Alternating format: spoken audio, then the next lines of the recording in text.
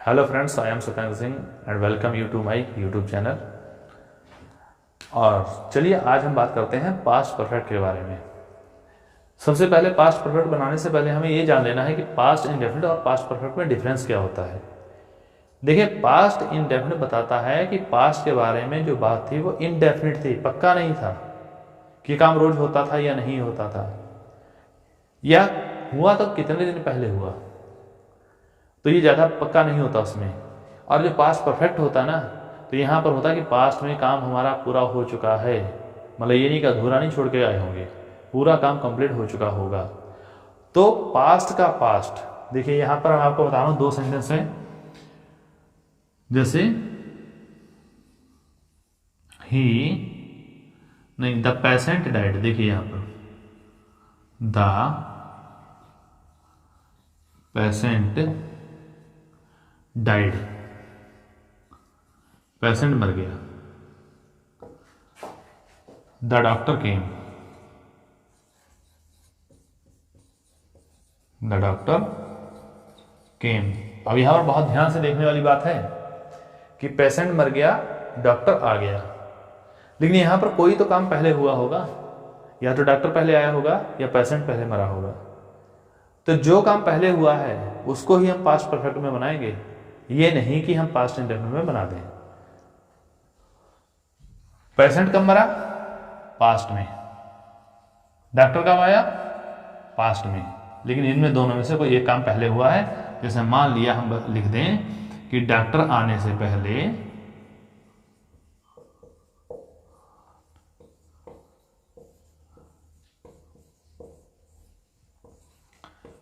मरीज मर चुका था, मर चुका था। अब बताइए, डॉक्टर कब आया? पास्ट में। मरीज कब मरा? पास्ट में। लेकिन पहले काम कौन सा हुआ? पहले हुआ मरीज मर चुका था। और जो मरीज मर चुका था ये पहले है, उसको हम पहले लिखेंगे द पेशेंट। हम ये अंत में आपको बढ़िया समझाएंगे, अभी तो सबसे पहले मुझे रूल बता लेने दीजिए। अभी मैं आपको एग्जांपल दे रहा हूं। द पेशेंट हैड डाइड, यहां पर हैड लगाएंगे। बिफोर, और बता दें जब तक सेंटेंस में बिफोर या ऑलरेडी नहीं आता है तब तक ये सेंटेंस पास्ट इंडेफिनिट में ही बनाना चाहिए। एगो आ जाए तो पास्ट इंडेफिनिट में ही बनाना चाहिए, क्योंकि उसमें पता नहीं होता पूरा। लेकिन जब बिफोर लग जाता है ना, तो यहाँ पर पहले ही का सेंस आ जाता है। ऑलरेडी आ जाए तब भी पहले का ही सेंस आ जाता है, तो वहाँ पर हम पास्ट परफेक्ट का यूज़ कर सकते हैं।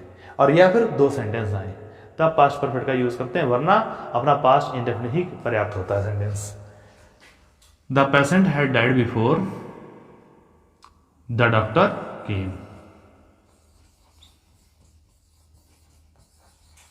बाद वाला जो काम हुआ उसको सेकंड फॉर्म लिखेंगे। चलिए, ये हम बाद में आपको बताएंगे। सबसे इसके बारे में 4 सेंटेंस बताने हैं, ये बाद में बताऊंगा, और उसको जरूर देखिए वो वाले सेंटेंस, क्योंकि मेन पॉइंट तो वही है जहां पर अक्सर हम लोग गलती कर जाते हैं। चलिए शुरू करते हैं इसकी पहचान। सबसे पहले पहचान, तो अंत में चुका था, चुकी थी, चुके थे, ये भी हो सकता है। और भी हो सकता है। देखिए, लिया था, ली थी, और लिए थे। एक और हो सकता था, गया था, गई थी, और गए थे। इनमें से अगर आपको मिल जाता है तो आप इसी में पास्ट परफेक्ट यूज करेंगे। तो चलिए देखते हैं रूल इसका। जहां पर भी ऐसा आए, चुका था, चुकी थी, वहां पर सब्जेक्ट लगा लीजिए पहले, और फिर प्लस आपको हेड लगाना है। क्या लगाना है? हेड। और प्लस मेन वर्ब की थर्ड फॉर्म यूज करनी है, plus object plus other. Object के लिए आप लोग क्या करेंगे? कौन या किसको, सब्जेक्ट के लिए किसने, कौन, ये पूछेंगे। अदर के लिए एमपीटी याद रखिए। चलिए देखते हैं आगे। जैसे कि सेंटेंस है, रेखा गीत गा चुकी थी, गीत गा चुकी थी, तो कैसे बनेगा, कौन, रेखा। अब जो कैसे पहचानेंगे कि हम मेन वर्ब कौन सी है इसमें, तो मेन वर्ब पहचानने के लिए जो भी हमने पहचान बताई है, चुका था, चुकी थी बताई, उसके जस्ट पहले वाला सब देख लीजिए, गा। तो गा किससे बना है, गाने से। तो गाने को अंग्रेजी में क्या कहते हैं, सिंग, सिंग कहते हैं। और रूल यहां पर कहता है हैड भी लगाना है, और हैड लगाने के बाद सिंग की थर्ड फॉर्म क्या लगानी है, संग लगानी है। हैड संग ए सॉन्ग, क्या गा चुकी थी, गाना, सॉन्ग। तो इस प्रकार से बन गया सेंटेंस। अगला देखते हैं, मैं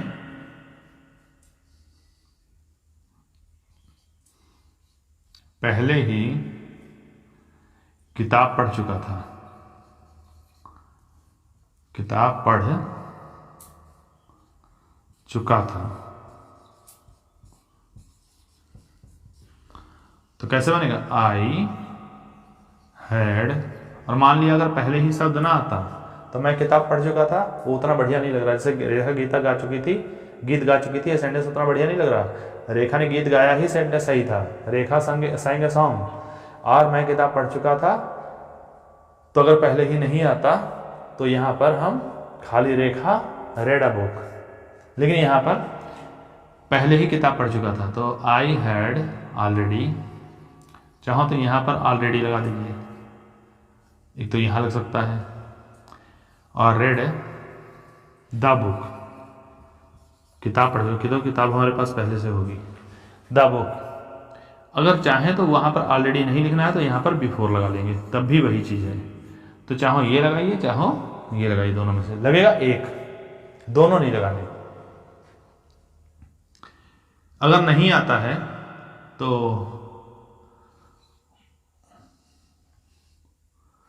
वह अपना काम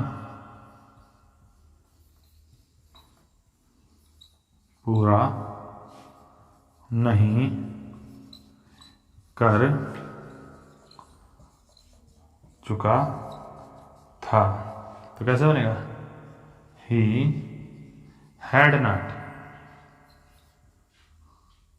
पूरा करने का काम क्या है, कंप्लीटेड हिज वर्क,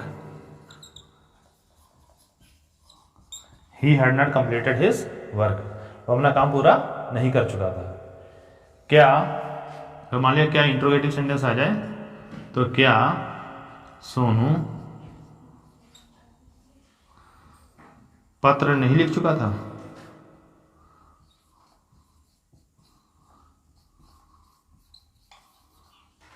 लिख चुका था, तो क्या बनेगा यहां पर, सबसे पहले हम हैड लगा लेंगे, had Sonu not, had Sonu not, not नहीं आता तो मत लगाते। रिटेन, रेड की third form written, a letter, had Sonu not written a letter. तो इस प्रकार से ये भी सेंटेंस बन गया। अगर मान लिया क्यों आ जाए कि गीता पत्र क्यों नहीं लिख चुकी थी,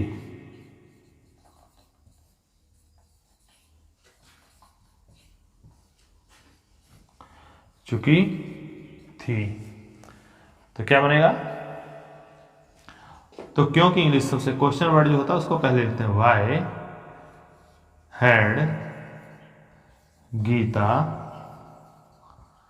नॉट, नहीं आया तो नॉट भी लगाइए, रिटेन ए लेटर। चलिए अब मैं आपको जल्दी से अपना मेन पॉइंट बता रहा हूँ कि बिफोर और आफ्टर का यूज़ कैसे करते हैं। वो बहुत ईजी है, थोड़ा सा बस 2 मिनट की और बात है, इसको देख लीजिए बस।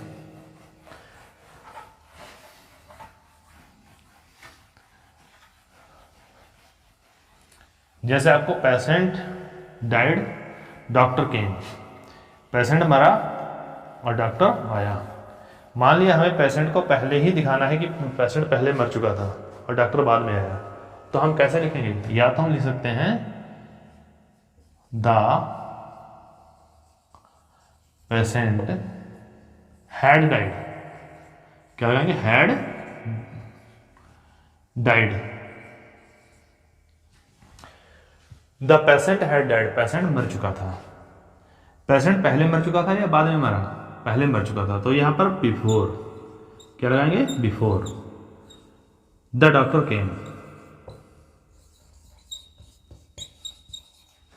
बिफोर द डॉक्टर केम। तो ये आपके विवेक के ऊपर है कि आप कहना क्या चाहते हैं। या अगर हमें कहना है, मान लिया मरीज मरने से पहले डॉक्टर आ चुका था, यहां पर सेंटेंस की हिंदी क्या बनी है? डॉक्टर आने से पहले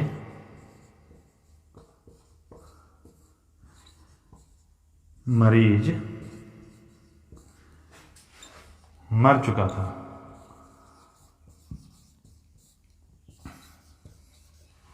या हम अगर ये कहना चाहें कि मरीज मरने से पहले डॉक्टर आया, नहीं, मरीज मरने के बाद डॉक्टर आया, तो अगर ये कहें तो मरीज मरने के बाद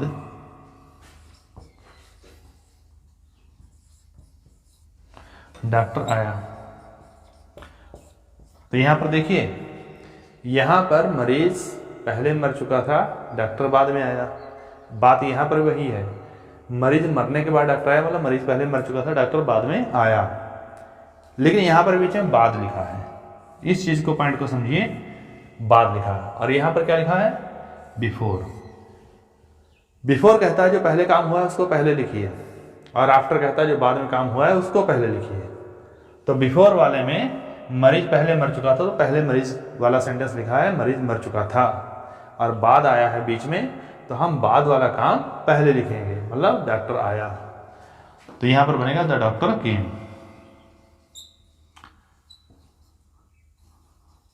अभी इसका दूसरा तरीका बता रहे हैं आपको। The doctor came after the patient had died. अगर आपको कहीं पर इंग्लिश टू इंग्लिश समझना हो और उसमें करेक्शन वगैरह देखना हो कि कहाँ से ढूंढेंगे, तो आप ये समझिए, बिफोर कहता है कि हैड पहले लगाओ, आफ्टर कहता है हैड बाद में लगाओ। बिफोर कहता है हैड और थर्ड फॉर्म पहले लगाओ, और आफ्टर कहता है हैड और थर्ड फॉर्म बाद में लगाओ। बस ये पॉइंट अगर याद रखिए तब भी सेंटेंस बन जाएगा। बिफोर, एक बात और देख लीजिएगा, बिफोर आए तो सेकंड फॉर्म बाद में, आफ्टर आए तो सेकंड फॉर्म पहले। बिफोर आए तो हैड वाला पहले, आफ्टर आए तो हैड वाला बाद में। बस यही पार्ट हमें देखना। अगर हम इसको उल्टा कर दें तो 2 सेंटेंस और हैं। डॉक्टर आने से पहले मरीज मर चुका था। मरीज मरने से पहले, मान लिया डॉक्टर पहले आ जाए तो मरीज मरने से पहले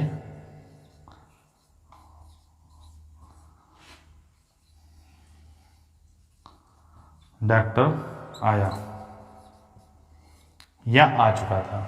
तो कैसे बनेगा? तो यहां पर पहले लिखा है, तो doctor had come, the doctor had come.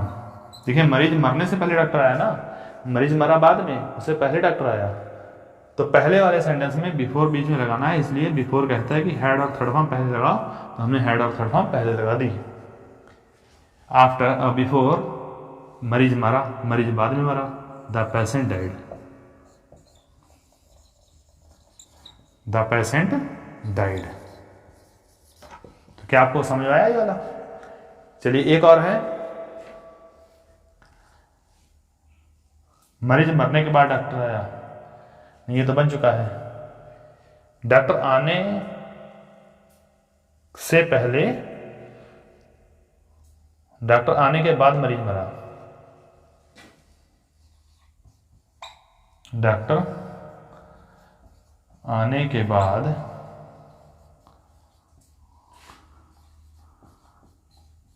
मरीज मरा।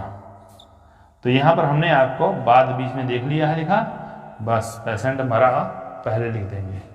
The patient died, the patient died. और बाद वाले सेंटेंस में हम क्या करेंगे, डॉक्टर आ चुका था। After the doctor had come. तो इस प्रकार से मैंने आपको बताने का प्रयास किया है। अब आप ऐसे चेक कर लीजिए, बिफोर आया, हैड थर्ड फॉर्म पहले आई, आफ्टर आया, हैड थर्ड फॉर्म बाद में आई, बिफोर आया, हैड थर्ड फॉर्म पहले आई, आफ्टर आया और हैड थर्ड फॉर्म बाद में आई।